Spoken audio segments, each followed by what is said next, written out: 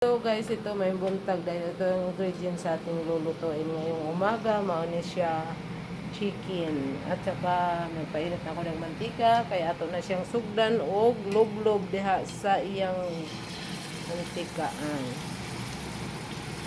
Ano ang una na kong ginabuhat.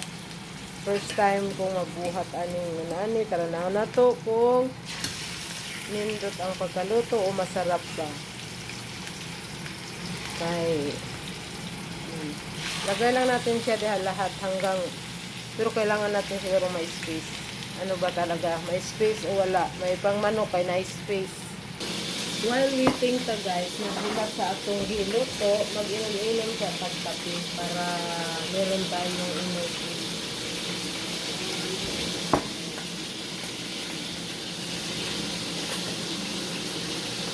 Dele. Ayan, babalik ka rin na natin. Agay, tumitik. Yan ang hirap, nananakit ka. Tumitik. Ayan, inom sa pagkapi. Hindi ka man siya, okay. Inom sa pagkapi.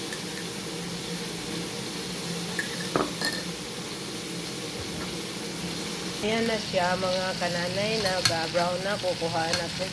Sa lahat sa ating mga kananay, mas maganda talaga tayo ang magluluto sa ulam natin. Lalo na ngayon na napakamahal sa mga bilihin, kailangan matuto tayo kung ano yung dapat nating bilhin na healthy, tapos mga kaya lang natin sa ating bulsa. Kaya ngayon mga kananay, yung share ko itong recipe ko, new recipe to.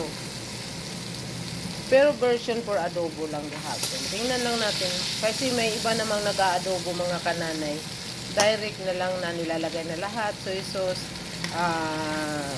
suka, at saka ano pa yung ipanghalo ng mga ingredients. Pero ito sa akin, nilalagay natin sa pa-brown natin muna. Tingnan natin kung ano ang different niya mga kananay. Alam mo mga kananay, trivia lang sa panahon natin ngayon. Kailangan natin ngayon na dagdagan natin yung income natin sa ating pagtatrabaho dahil sa panahon ngayon na pagka kabay tawag uy kanang kung isa lang yung trabaho natin tapos dami tayong anak, hindi magkasya dahil sa mahal. Kaya mag-isip-isip tayo ng kaya dito tayo minsan kung ano yung dapat i-extra income natin sa ating mga buhay.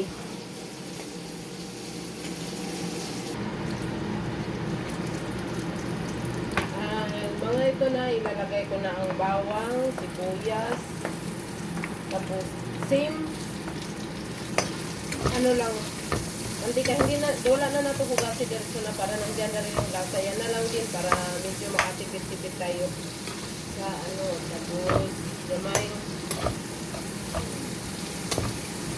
Halo-haloin lang nato na habang tayo nag-aantay na magiging nag-aroma.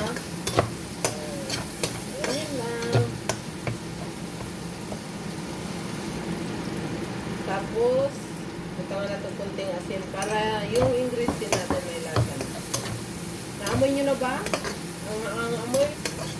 Ako naamoy ko na ang bango. Ang bango ng luya at saka naghalo ang mga panakot. Hahalo-haloin lang natin yan siya. Halo-haloin natin siya hanggang mag-combine ang aroma niya. Hindi yung halo-halo na kamo maghalo ha. Ang kani akong ginuto ang maghalo-halo. Tapos, kaya nakakuha naman siya, ibalik na to.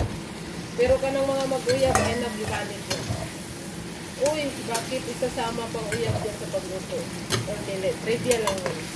Pag nagbulag na gani, dili na dito pwede ibalik. Hugot line pa di ay na. O, tapos haluin po di hapon, hangtod na mo kapit ang iyang ingredients sa diha sa iyang mga meat na atong gilagay. Ayan. Kailangan natin magluto, may feelings at mahal natin yung ginagawa natin araw-araw. Kaya para sumarap yung pagluluto natin. Kaya kayo dyan, kung nagluto na kayo para sa pananghalian, please comment below kung ano naman yung niluluto nyo. Ito sa akin, ala adobo.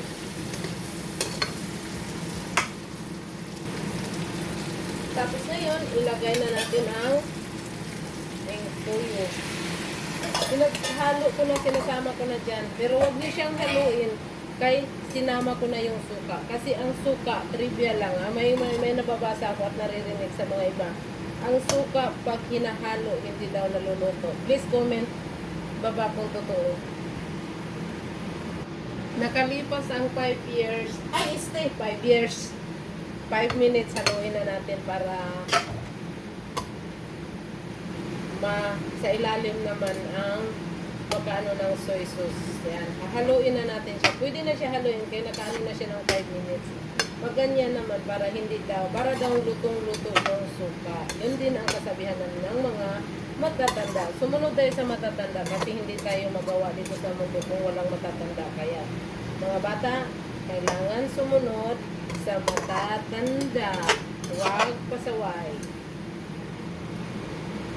Ngayon, kaya nandiyan na siya, lalagyan siya nating mainit na tubig parang lumambot hanggang mag-sticky. Hayaan lang natin kumulo until 1 hour again. Habang nag-antay tayo ng pakulo, lalagyan siya natin ng paminta-buo. Yan ang sikrito ng mga nagpapasarap. At ilalagay na rin natin yung mikos-mikos. Alam nyo na kung ano yung nilalagay ko. Kamu na lang ang magpula sa nilalagay ko. Tapos, konting halo. Yan, sa tingin nyo yan, marami pa ng tubig. Pero kailangan natin na mamaya para 1 hour para magiging reduce sa tubig na. Okay, takpan muna natin. Hantay tayo. Babalikan ko kayo mamaya. Ngayon, habang nagulat ta sa atong pakulo, sa atong adobo, ala adobo, maghugas ta sa atong mga ginamit para wala naman tayong kalat masyado. Ano naman to, kailangan naman to, hindi naman masyado mainit yung kamay natin, pero yung sinasabi nila na makapasma daw to. Totoo ba to? Sa mga viewers ko, mga followers ko, totoo kaya to, mga papasma daw yung galing ka nagluluto tapos maghuhugas. Please comment below kung totoo para minsan iwas-iwasan natin, pwede na tayong makapagsabi na, hindi mo na ako maghugas kasi baka mapasma yung kamay ko. Itong niluluto ko guys, talagang kasama to sa routine ko adlaw-adlaw. Kaya pagkaon lang na sa among chikiting na aso. Kaya kailangan yan siya. Special yan. Kailangan special giling pa yan. Hindi siya pwedeng kumain na may taba. Kaya ito yung kami talaga nagluluto sa pagkain ng aso namin. Lagyan lang namin ng gulay yan. Tingnan nyo ang gulay ng aso namin. Litos. Special talaga kasi nakalitos siya. Yan yung mga pagkain niya. I-steam ko siya. Tapos ilalagay ko dito ang litos para meron na siyang gulay. Healthy yan mga ganyan na mga pagkain. Para din, kagaya din yan sa tao. Kung nagmamahal ka sa isang tao, kailangan mo bigyan ng healthy food. Wow! Healthy food talaga. Hello, mauna ni 1 year later. Ay, is 1 year later, 1 hour later, mauna ni ang iyang sauce. Karon nga, nagkunti na lang. Pero nasa inyo naman yan kung gusto nyo may sauce para iano natin sa kanin. Na kayo na ang mag-choose kung sa yung gusto ninyo. Na gusto nyo bang may sabaw, gusto ba nyo ng parang sticky-sticky o dry nga pagka-adobo. Nasa inyo na yan. Kasi kung choose ninyo na sticky-sticky, bawasan nyo pa ng tubig. Anuhan nyo na pa. Dagdagan pa ng kalahating oras. Kaya ang sikreto nito, dadalahan natin ng hulaan nyo kung ano yung nilalagay ko. Yan. Hulaan nyo lang yan. Pangpasarap yan. Lalong sumasarap ang luto nyo dyan. Yung nilalagay na yun. Yun ang secret ingredients ko. Kaya, share ko lang to, yung ala adobo ko ngayon.